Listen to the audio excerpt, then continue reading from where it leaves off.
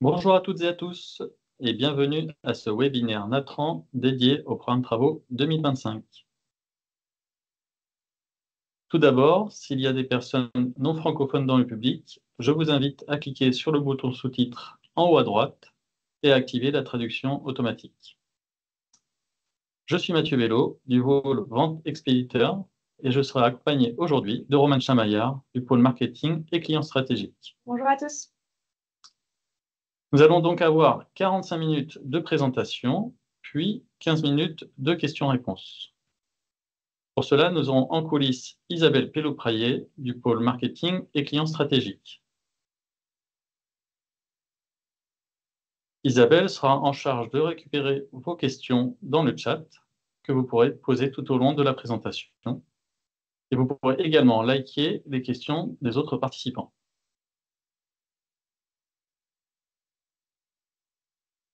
Alors, avant de plonger dans le vif du sujet, voici les points que nous allons aborder aujourd'hui.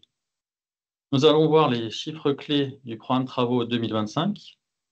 Nous verrons ensuite comment les modifications des flux en Europe et en France, mais également le renforcement de la réglementation, a eu un impact sur ce programme Travaux. Nous verrons quels leviers vous avez à votre disposition pour réduire l'impact de ce programme Travaux. Nous vous aiderons également à comprendre la disponibilité de vos capacités et les paramètres qui peuvent jouer sur les taux de restriction, comme les travaux, le GNL ou la consommation. Et enfin, suite à la conclusion, nous aurons un temps de questions-réponses.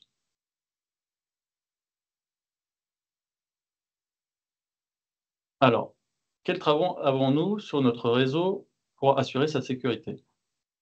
Vous pouvez voir à gauche sur la carte de France les travaux de 2025. Nous avons deux grands principaux travaux qui sont les inspections en vert et les réhabilitations en violet. Alors pourquoi faisons-nous ces travaux? La réglementation nous impose des inspections périodiques. Pour faire ces inspections périodiques, nous allons passer des pistons instrumentés dans les canalisations. Ces pistons vont scruter l'intérieur des canalisations et identifier des potentiels défauts. Pour faire passer ces pistons, nous allons devoir limiter le flux dans nos canalisations. Suite à ces inspections, nous allons lancer des campagnes de réhabilitation. Ces campagnes vont permettre de confirmer ou non les défauts dans ces canalisations. Et s'ils sont confirmés, nous allons devoir réparer. Pour cela, nous allons devoir réduire le flux et la pression dans nos canalisations.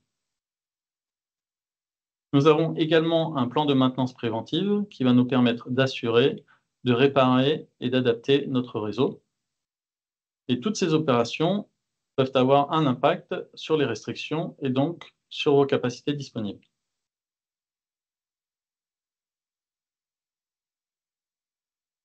Ces travaux vont se retrouver dans le programme Travaux sous cette forme. Nous allons vous publier une CTNF par point par sens. La CTNF, c'est la capacité technique nominale ferme. Celle-ci va correspondre aux capacités fermes que nous mettrons en vente. Pour chaque travaux, nous allons publier une CMNTT, qui est une capacité minimale technique. Celle-ci est contractuelle. Elle est basée sur des hypothèses défavorables. Ces hypothèses, nous le verrons plus loin dans la présentation. Et cette CMNTT va donner lieu à un max TRF, qui est le taux de restriction ferme maximum. Nous allons publier également, pour information, une CPRTT, qui est une capacité probable technique.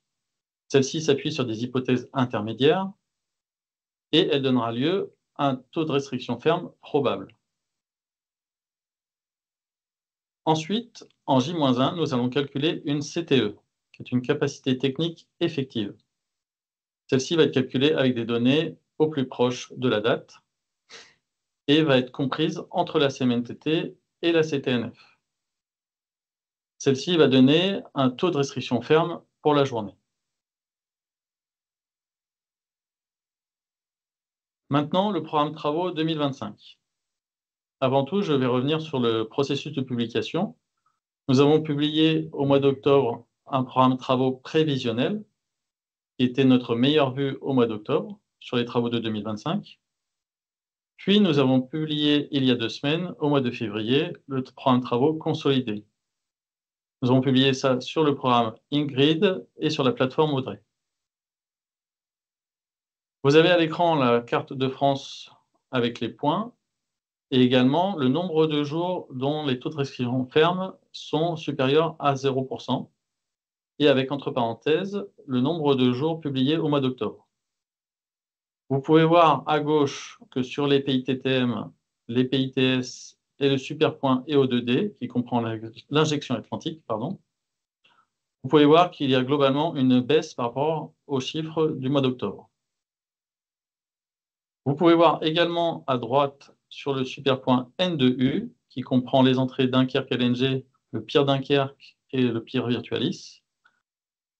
Le nombre de jours est plutôt à l'équilibre.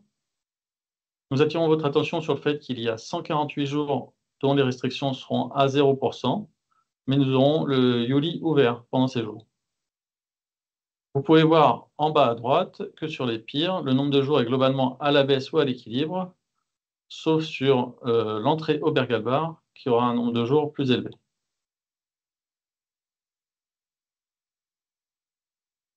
Au niveau de la capacité globale, nous pourrons voir sur le graphique en 2025 que sur l'ensemble des points de la TRF, les CMNTT et les CPRTT sont meilleurs que la publication du mois d'octobre, mais également meilleurs que les années 2023 et 2024.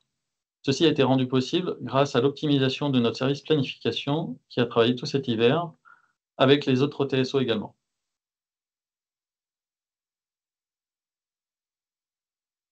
Merci Mathieu. Toujours dans le cadre de la présentation du programme Travaux 2025, on vous propose un zoom sur les stockages pour savoir si le programme Travaux 2025 permet le remplissage de nos stockages. Et c'est aussi l'occasion de vous repartager un outil. Donc, c'est modélisation du remplissage des stockages. C'est un outil qu'on a réalisé en collaboration entre Natran et Storengy et du coup qui est disponible sur chacun de nos sites internet. Et c'est un fichier Excel dans lequel vous pouvez rentrer les volumes que vous avez souscrits auprès de Storengy sur chacun de vos produits de stockage pour pouvoir vérifier si vous pouvez les remplir tout au long de la campagne d'injection. Et ça vous donnera des simulations qui ressemblent un petit peu à ce qu'on peut voir sur le graphique de droite, où vous pourrez visualiser les contraintes contractuelles, donc les portes contractuelles de Storengy. C'est ce qu'on peut voir en rouge et en bleu. Et puis ensuite, en jaune, vous pourrez voir, et en gris, vous pouvez voir les courbes de remplissage de vos stockages qui va du 1er avril au 31 octobre, en prenant en compte les droits clients. Donc, c'est-à-dire qu'en fonction du volume que vous avez en stock, vous aurez un facteur de réduction plus ou moins important. Et puis, en prenant en compte le fait que vous utilisez votre capacité disponible tous les jours au maximum, sachant que ces capacités disponibles prennent en compte les travaux de Natran et Storengy. De notre côté, on utilise également cet outil à l'échelle globale, c'est-à-dire à l'échelle de l'ensemble des volumes qui sont commercialisés par Storengy pour vérifier qu'on arrive à remplir les stockages au 1er novembre. Et les résultats de ces simulations, ils sont présents dans le tableau qui est situé à gauche. Et ce qu'on peut voir, c'est que pour chacun des stockages, Atlantique, Sérène Nord, Cédiane Nord et Saline, les programmes de maintenance permettent de remplir les stockages à 100%, avec quelques jours, voire quelques semaines de flexibilité. Sachant qu'on prend en compte une hypothèse de stock à 0 au 1er avril, donc une hypothèse relativement conservatrice.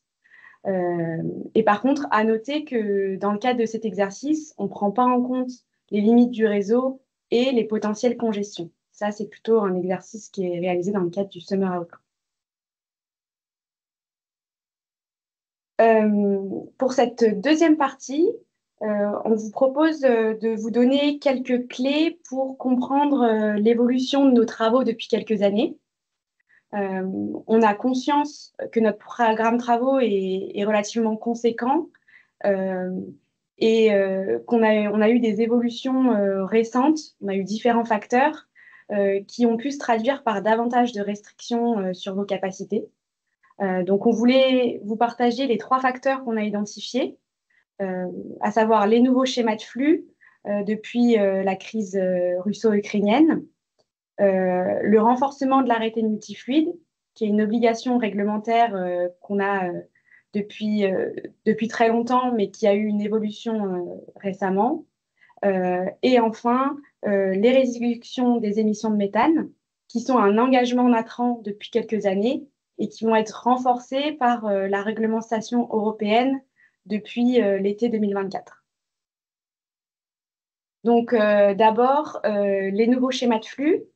Ça, c'est un facteur qui est apparu déjà depuis 2022 et qui a un impact principalement sur nos points contractuels qui sont situés au nord. Donc, pour vous montrer un petit peu l'impact, on a essayé de représenter les schémas de flux sur des cartes, euh, en commençant donc par la carte de gauche. Donc, ça, c'est les schémas de flux qu'on avait avant la guerre en Ukraine. Ce qu'on peut observer, c'est une diversité des sources d'approvisionnement qui sont réparties sur le territoire. Donc, on a les entrées à Dunkerque et à Dunkerque LNG, donc du gaz norvégien et puis du GNL. Et on a également des entrées de gaz depuis les pays adjacents, donc des entrées de gaz depuis l'Allemagne et des entrées de gaz depuis la Belgique, ce qui permettait quand même qu'on avait différentes routes du gaz, différentes options et puis des schémas de flux relativement optimisés, si bien que quand on avait des travaux au nord, parfois ces travaux étaient transparents pour les clients et on n'avait pas de restriction de capacité associée à ces travaux. Mais depuis 2022, la situation a évolué et on est plutôt sur le schéma de flux qui est représenté à droite, avec du gaz qui arrive essentiellement de Dunkerque et Dunkerque LNG, qui sont physiquement situés au même endroit.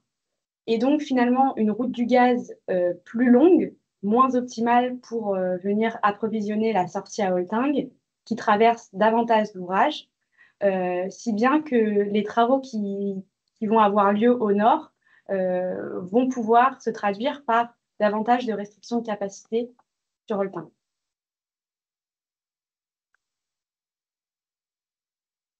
Le deuxième facteur qu'on voulait vous présenter, c'est l'arrêté multifluide. Donc, l'arrêté multifluide, c'est une obligation réglementaire qu'a Natran depuis 2006 pour pouvoir maintenir le réseau et la sécurité. Et donc, concrètement, ça se traduit par des campagnes d'inspection de nos canalisations. Donc, comme l'a expliqué tout à l'heure Mathieu, on va venir passer des pistons qui vont nous permettre de détecter des défauts potentiels. Et puis ensuite, les années suivantes, on va venir vérifier si ces défauts sont avérés ou pas et les réparer le cas échéant. Il y a eu une évolution de cet arrêté multifluide qui a eu lieu en 2021 et qui est venu augmenter la fréquence d'inspection de nos canalisations par piston. Donc avant 2021, on avait des canalisations qui étaient inspectées tous les 10 ans, tous les 15 ans ou tous les 20 ans. Et depuis 2021, toutes les canalisations doivent être inspectées au maximum tous les 10 ans. Ça va aussi se traduire en termes de nombre de kilomètres inspectés par an, par piston. Forcément, on va avoir une augmentation du nombre de kilomètres inspectés en passant de 800 kilomètres par an à 1350 kilomètres par an. À noter que là, les chiffres que je vous partage, ils correspondent à la fois au réseau principal et au réseau régional. Donc, ces inspections, elles ne vont pas forcément toutes se traduire par des restrictions de capacité, parce que ça va dépendre d'où est située la canalisation qu'on inspecte, est-ce que la canalisation est doublée, etc. Mais l'idée générale, c'est de comprendre que la réglementation, elle nous a contraint à augmenter la fréquence d'inspection, et donc on va quand même avoir davantage de restrictions. Il y a aussi deux phénomènes à prendre en compte et qui découlent en fait de l'évolution de l'arrêté multifluide, qui sont le fait que le nombre d'inspections, il n'est pas linéaire. Enfin, on ne va pas avoir le même nombre d'inspections tous les ans. puisqu'en fait, les canalisations qu'on venait inspecter tous les 15 ans et les 20 ans, on a dû les recaler sur un planning pour que toutes les canalisations soient inspectées tous les 10 ans. Et ce qui fait qu'en fait, on peut avoir des années avec des pics d'inspection et à l'inverse, des années avec moins d'inspection. Et le deuxième élément à l'avoir en tête, c'est que pour chaque inspection, on va avoir des défauts potentiels et ces inspections, elles vont donc être suivies de campagnes de réparation, donc de campagnes de réhabilitation, qui peuvent parfois avoir lieu sur plusieurs années pour venir vérifier si le défaut est avéré ou non, et puis réparer. Donc davantage ensuite davantage de travaux dans la deuxième phase de réparation.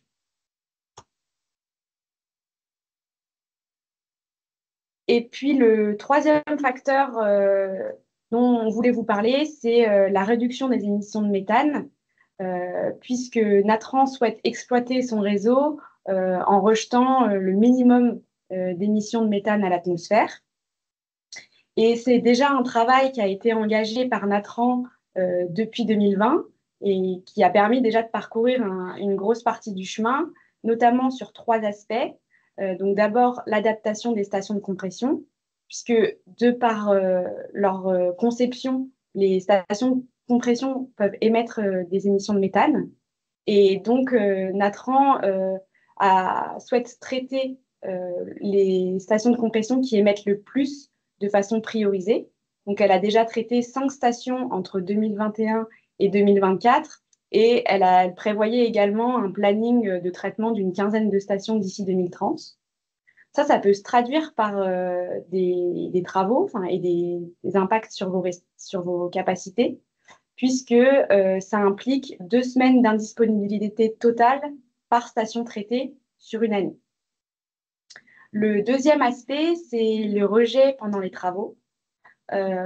Natran essaye déjà de limiter les rejets pendant les travaux en réduisant la pression, en utilisant au maximum des gaz boosters pour pouvoir récupérer le gaz à la fin des travaux.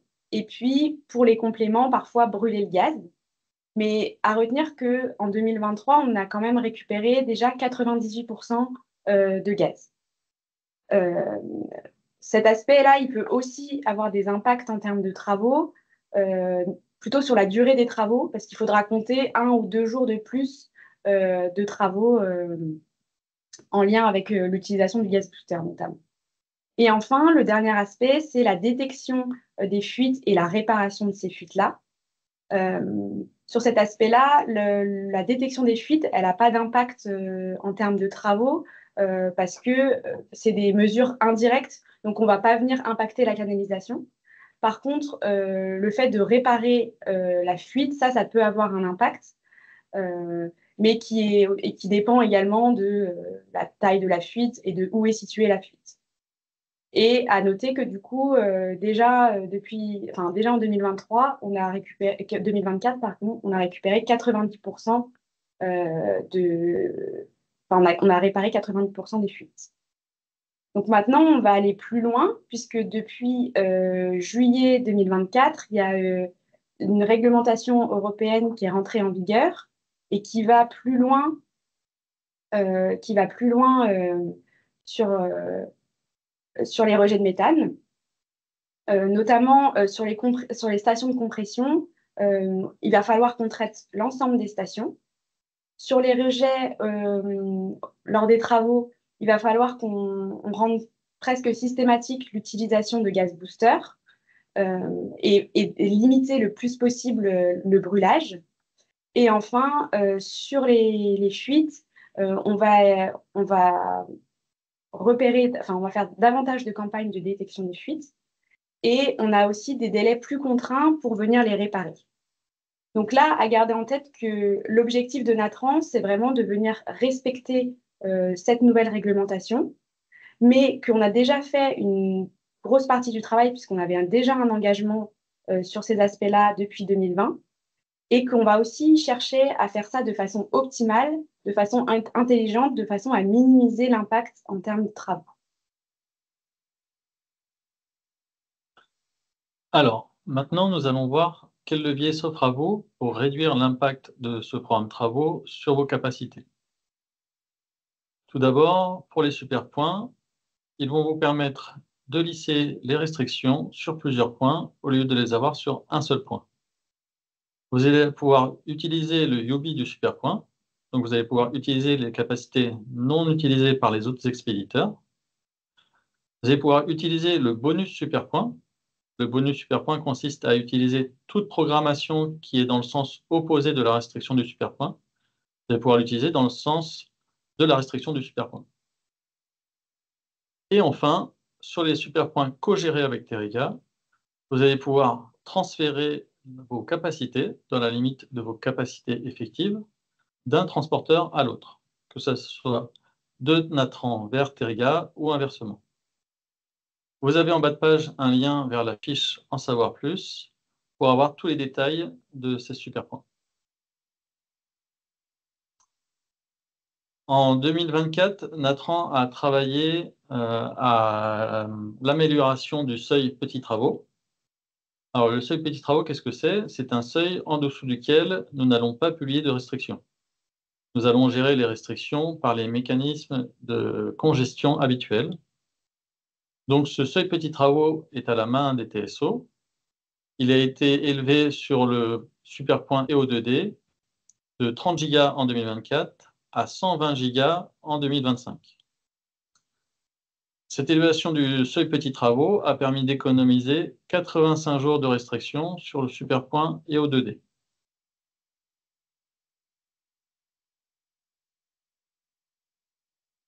Et pour cette quatrième partie, et cette dernière partie du webinaire, on vous propose un décryptage sur vos capacités disponibles et sur vos taux de restriction, puisque Natran vous met à disposition différents taux de restriction. On a le taux de restriction maximum, on a le taux de restriction probable, et puis donc ça qui sont donnés dans le cadre du programme travaux, et puis le taux de restriction effectif qui lui correspond au taux de restriction le jour J de la réalisation des travaux.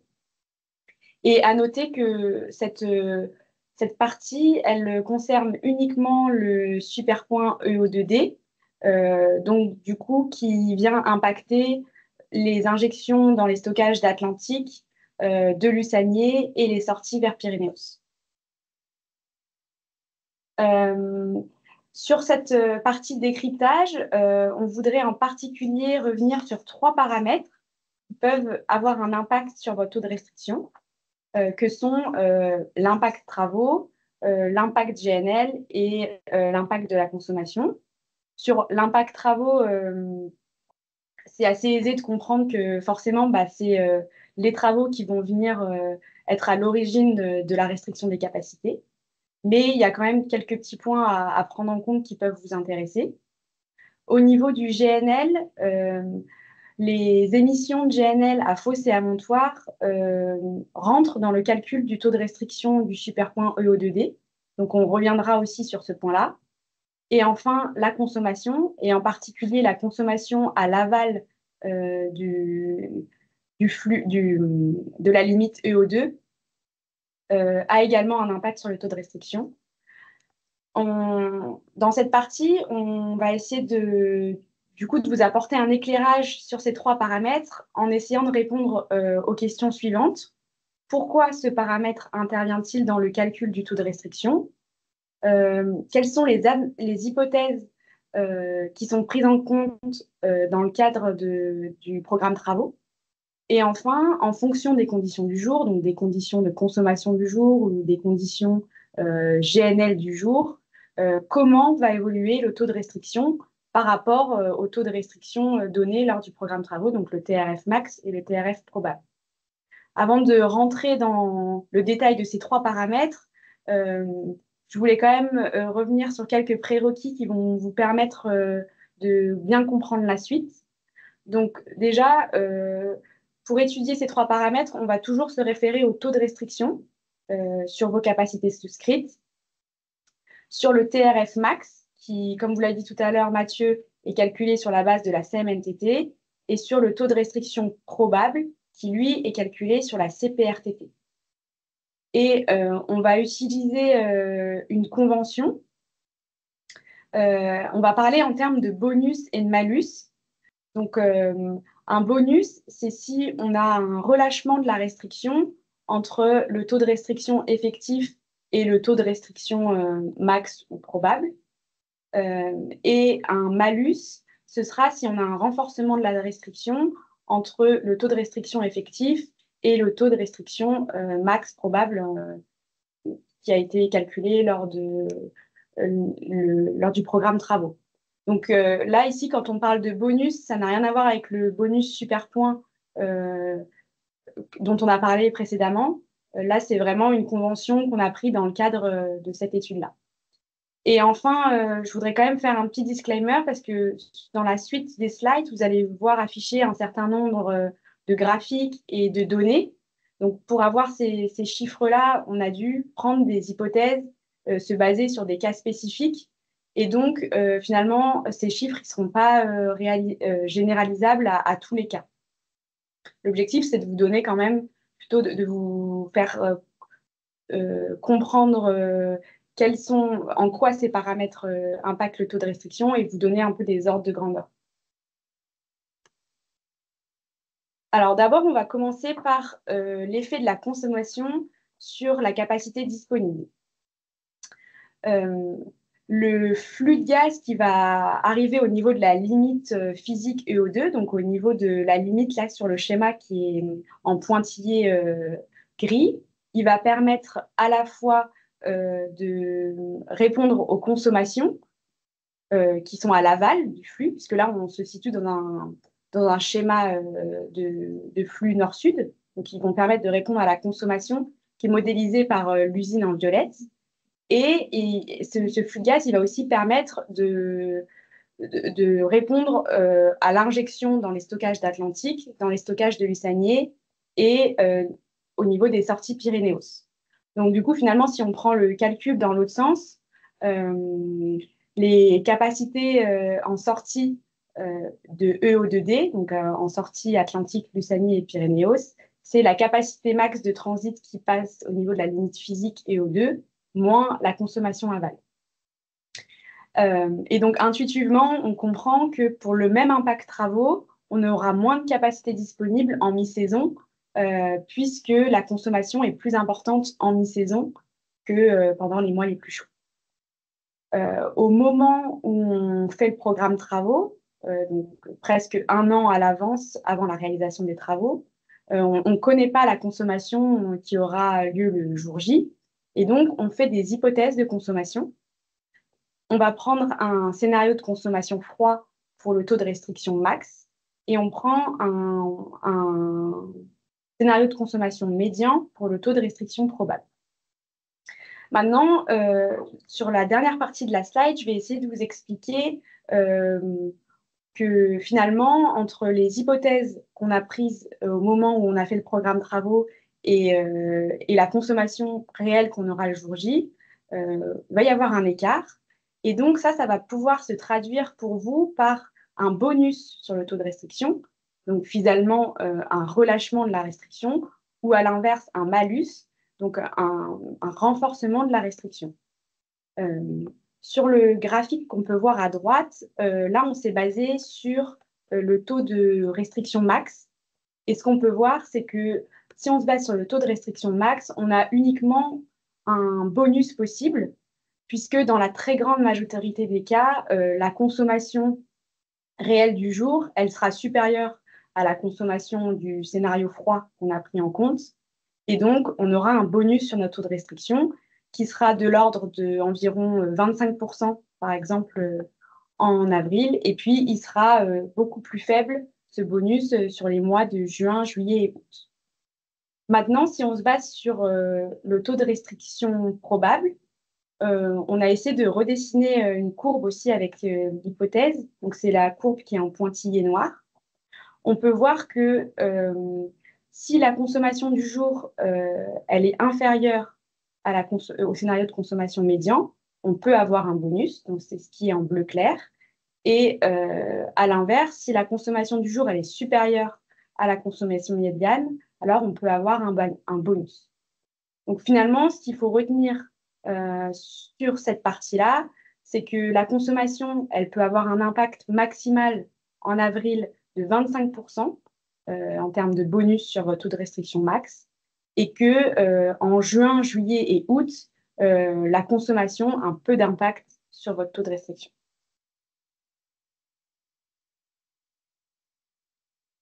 Maintenant, je vais passer sur le deuxième paramètre dont je voulais vous parler, qui est le GNL.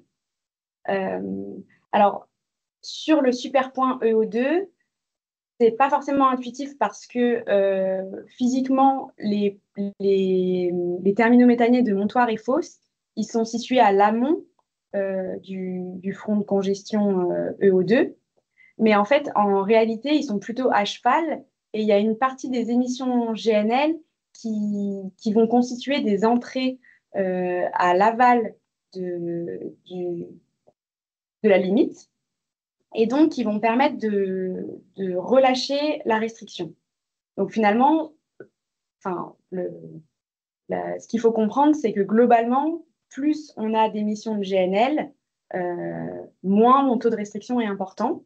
Mais quand même à avoir en tête que l'effet du GNL peut vraiment dépendre en fonction du type de travaux qu'on peut avoir sur le réseau. Comme pour la consommation, au moment où on va faire le programme de travaux, on ne connaît pas les émissions GNL qui auront lieu le jour J, et donc on va faire des hypothèses. On va faire une hypothèse de 250 GWh sur Fos et 200 GWh sur Montoire pour le taux de restriction probable, et une hypothèse de 30 GWh d'émissions de GNL sur Fos et Montoire pour le taux de restriction max. Et à noter aussi qu'au moment où on fait le programme travaux, on prend en compte les programmes travaux des terminaux méthaniers, donc de LNJ, qui fait que, par exemple, si un jour donné sur Fos, il y a des travaux côté terminaux méthaniers qui empêchent les émissions de GNL, on prendra bien une hypothèse de zéro émission de GNL sur ce jour-là. Et de la même façon que pour la consommation, je vais avoir un écart entre mon hypothèse de GNL qui est dans mon programme travaux et le GNL qu'on va vraiment avoir le jour J, et ça pourra constituer un bonus ou un malus sur mon taux de restriction. Donc d'abord, on va se concentrer sur le cas de Montoire, qui est la courbe, qui est le graphique qui est à gauche. Et toujours, le graphique se base sur le taux de restriction max, puisque c'est notre référence contractuelle. Donc, ce qu'on peut voir, c'est que dès lors qu'on a des émissions de GNL à Montoire qui sont supérieures à 30 GWh, je vais avoir un bonus sur mon taux de restriction. Donc, ce bonus-là, il va pouvoir monter jusqu'à environ 23 à 24% si j'atteins des émissions GNL de 300 GWh. Et puis ensuite, mon bonus, il va avoir tendance à baisser si jamais les émissions GNL sont supérieures à 300. Si on se base sur le taux de restriction probable, on a essayé aussi de le mettre sur le graphique, c'est toujours les pointillés. Là, ce qu'on peut voir, c'est qu'on peut avoir un bonus aussi sur le taux de restriction probable si les émissions de GNL sont supérieures à 200, de l'ordre de environ 7% au plus haut si on a 300 GWh de GNL à Montoire.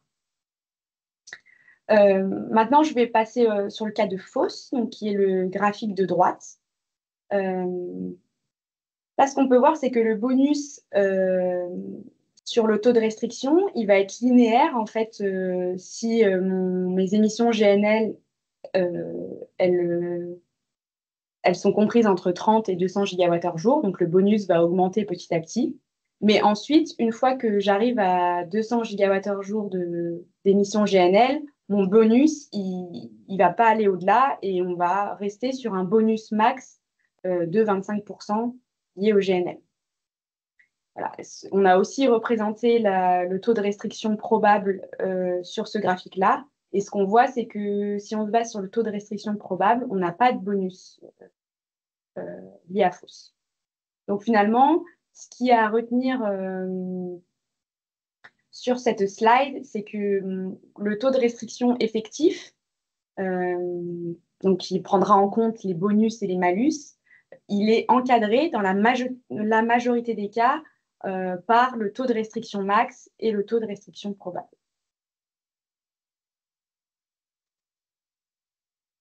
Et enfin, le dernier élément dont on voulait vous parler, c'est l'impact des travaux sur la capacité disponible.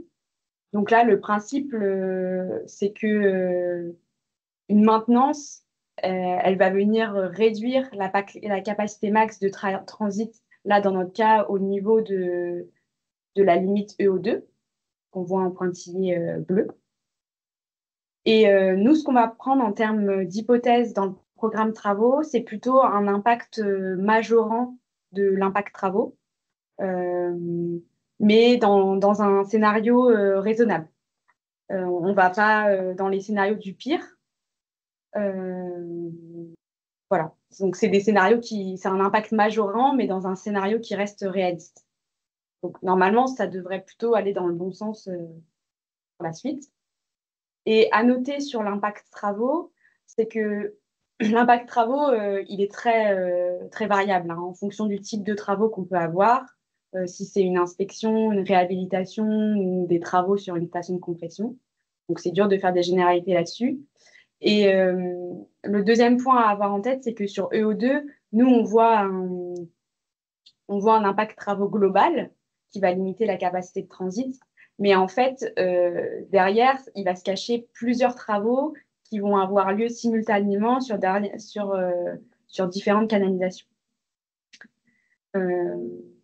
Enfin, si jamais l'impact travaux il est finalement plus important que ce qu'on avait prévu au moment du programme travaux, on peut avoir un malus sur notre taux de restriction jusqu'à J-5 avant la réalisation des travaux. Et dans l'autre sens, l'impact travaux, il peut aussi évoluer et finalement être moins contraignant que prévu, vu que nous, on est plutôt parti sur un impact majorant au niveau du programme travaux. Et donc, il peut aussi constituer un bonus sur votre taux de restriction jusqu'à la date de réalisation des travaux. Merci Romane. Alors, pour conclure, nous avons vu que malgré l'impact du programme de travaux, celui-ci est moins restrictif qu'au mois d'octobre et moins restrictif que les 2 dernières années.